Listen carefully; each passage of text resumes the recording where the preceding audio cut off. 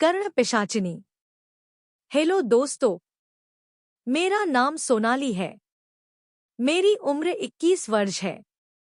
आज मैं आपके साथ एक रियल हॉरर स्टोरी साझा करने जा रही हूँ, जिसे सुनकर आपके भी रोंगटे खड़े हो जाएंगे। आज पापा को गुजरे 20 साल हो गए। मैं उन्हें आज भी बहुत मिस करती हूँ। आज उनके कमरे से मुझे कर्ण पिशाचिनी साधना की किताब मिली और मेरी यादें फिर से ताजा हो गई।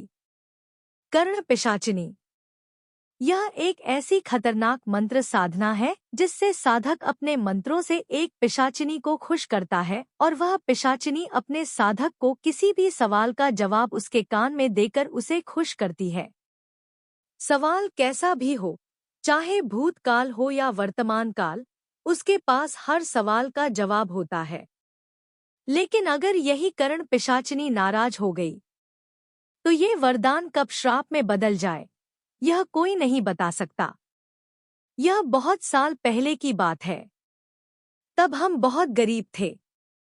हमारी जमीन साहूकार ने धोखे से हड़प ली थी। खाने पीने के भी लाले लगे थे। हम लोग पूरी तरह से कंगाल हो गए थे।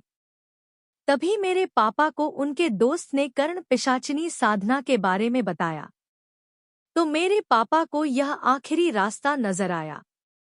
उन्होंने 41 दिन की कड़ी साधना की और इसके चलते उन्होंने एक कर्ण पिशाचिनी को खुश कर लिया। पापा अब शहर आ गए थे। जो भी कुछ पैसा बचा था, उन्होंने वह शेयर मार्केट में लगाया। उनकी कर्ण पिशाचिनी कौन से शेयर के भाव बढ़ने वाले हैं या गिरने वाले हैं, यह उनके कान में बता देती थी। हर रोज पापा नई नई जगह इन्वेस्ट करते और ढेर सारा पैसा कमाते। देखते ही देखते हम लोग थोड़े ही दिन में रईस हो गए। हमारे पास अब सब कुछ था। पापा से बड़े बड़े लोग मिलने आते और उनकी सलाह लेते। एक दिन पापा के दोस्त ने हमारे घर पर सरप्राइज पार्टी रखी, क्योंकि पापा बाहर कहीं भी जाना अवॉइड करते थे। उसी शाम से पापा अजीब सा बर्ताव करने लगे। दिन रात वो अपने आप को कमरे में बंद कर लेते और चिल्लाते रहते। शायद किसी की बड़बड़ से तंग आ गए। मुझे या मम्मी दोनों को अंदर आना मना था। पापा चीखते हुए, मुझे माफ कर दो।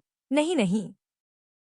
पापा पूरा दिन शराब के नशे में धुत अपने कान में रुई डालते और अपना सर कसके बांध लेते।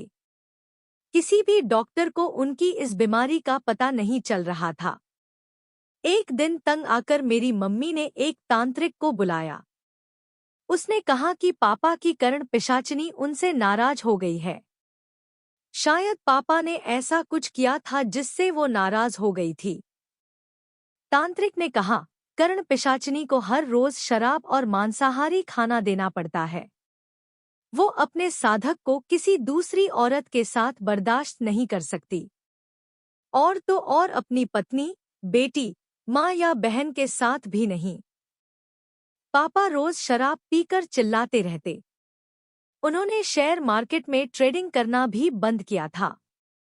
पापा ने खाना पीना छोड़ दिया था। उनकी तबीयत खराब होने लगी थी, क्योंकि उनकी कर्ण पिशाचिनी नाराज होने के कारण पूरा दिन पापा के कान में चिल्लाती रहती।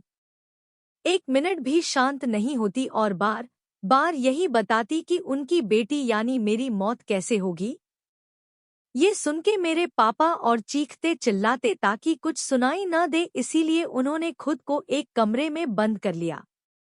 एक दिन अचानक उनके चिल्लाने की आवाज बंद हो गई।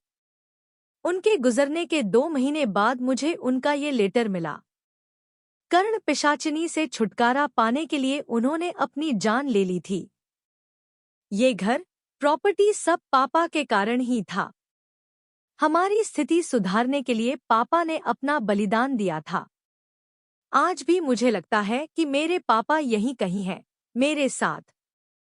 अगर उनकी कर्ण पिशाचिनी अभी भी उनके साथ हुई तो